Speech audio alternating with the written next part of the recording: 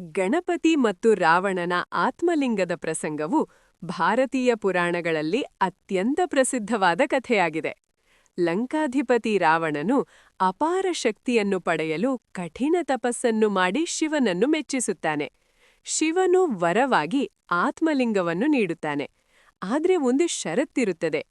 ಆತ್ಮಲಿಂಗವನ್ನು ಎಂದಿಗೂ ನೆಲಕ್ಕೆ ಇಡಬಾರದು. ಇಟ್ಟ ಕ್ಷಣದಿಂದ ಅದು ಅಲ್ಲಿ ಶಾಶ್ವತವಾಗಿ ಸ್ಥಿರವಾಗುತ್ತದೆ. ರಾವಣನು ಆತ್ಮಲಿಂಗವನ್ನು ಲಂಕೆಗೆ ಕೊಂಡೊಯ್ಯುವಾಗ ದೇವತೆಗಳು ಲೋಕಕ್ಕೆ ಅಪಾಯ ಸಂಭವಿಸಬಹುದು ಎಂದು ಆತಂಕಗೊಳ್ಳುತ್ತಾರೆ. ಅವರು ವಿಷ್ಣುನನ್ನು ಪ್ರಾರ್ಥಿಸುತ್ತಾರೆ. ವಿಷ್ಣುವಿನ ಸೂಚನೆಯಂತೆ ಗಣಪತಿನು ಬಾಲಕರ ರೂಪದಲ್ಲಿ ರಾವಣನ ಎದುರಿಗೆ ಬರುತ್ತಾನೆ.